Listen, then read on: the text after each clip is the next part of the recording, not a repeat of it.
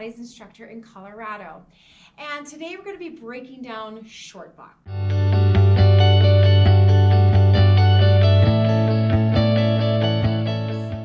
Honestly, who is like, woo, love short box? Nobody loves short box. It is really hard to do well. And the reason nobody loves short box is it's a trunk on body dissociation, especially that first part. And we are terrible with trunk on body because we sit like this all day long. So if you don't like short box, it probably means you need a little short box. But I'm also doing this because as a physical therapist, right, my brain does work a little bit differently in the fact that I'm always trying to think about them from all the mechanics. And so a lot of people will come in and I explain short box, or I teach them short box, they're like, well, that feels totally different. So this is for the student, this is for the teacher, for you to understand maybe some of those intricacies that maybe we don't always learn in our Pilates teaching, and that's fine. Okay, let's put our feet into the straps. And now, you know, sit really, really tall, have that about hand distance away from you in the back. When you're doing this part, you want to think that the pelvis is down and you're lifting like you're going up and over a ball, or as one of my patients likes to say, a roller coaster, which I think is fabulous. Okay, so you have it hovering out, shoulder blades are down your back, and you're going up and over the roller coaster, reaching. What that means is, you guys, nothing should shift in your feet. You should be able to hold that, no problem.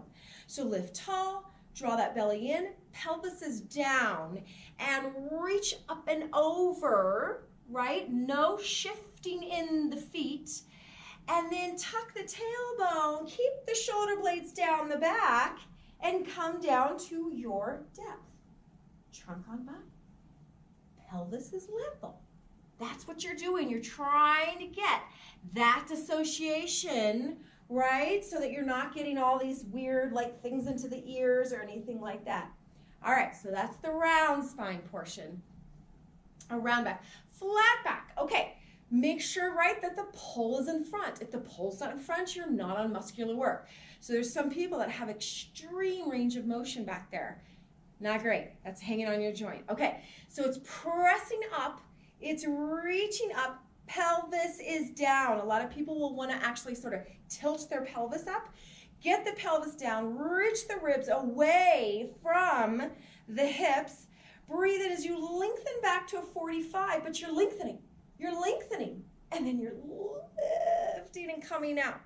So you're trying to get this lift out so that you're keeping the pelvis stable as possible.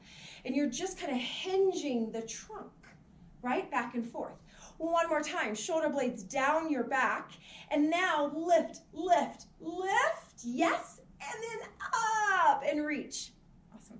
All right, side bending. Well, my gosh, this is a hot mess out there. Okay, side bending, I don't know where it's coming from, but a lot of people will do side bending and they do this, or this, and they lift the hip. Trunk on body. You need to keep your pelvis down. Lift this up again. Make sure that the dowel is in front of you. Shoulder blade down your back. You want to think that you're coming to the top corner of the box. Breathe in.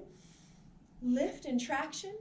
Breathe out, up and over, but keep the hip down. Gosh, that's tricky. Breathe in and breathe out and keep the hip down. You got it. And then all the way up instead of, right, this, or people do shifting. It is a lengthen reach up over to the top corner instead of going all the way to the back. Make sure, one more time, you're tractioning. Breathe out and breathe in and breathe out. And you're coming over and you're feeling that same side oblique, and the opposite oblique pulls you up. And then you over and you feel that same side oblique, and the opposite one pulls you up. Great. All right, last one of the short box. You're gonna do rotation. It might be as dysfunctional as side bending. So you're here, you're just rotating your upper spine. So nothing shifts in your pelvis, right? So you're going to rotate, then lengthen, you guys. Think about that traction again. Lengthen your body away from a stable pelvis. Pull up with those obliques on that top side. Turn. You're going to lengthen, lengthen, lengthen. Pull up with the top side obliques, noticing that it's just trunk on body. And down. And then if you'd like to tap it down, fine. But now don't move. Pull it up. And pull. And then rotate. Down. Good. Tap. Up. And then pull.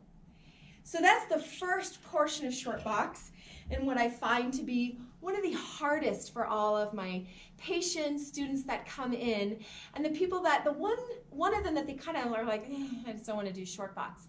So just remember, one of the reasons it's so hard is this trunk on pelvis dissociation, which we need, but because of how we are sitting and how we move, most of us move in our functional day, it's kind of a new thought for us. So thanks so much for watching, and I hope that this helps improve your short box.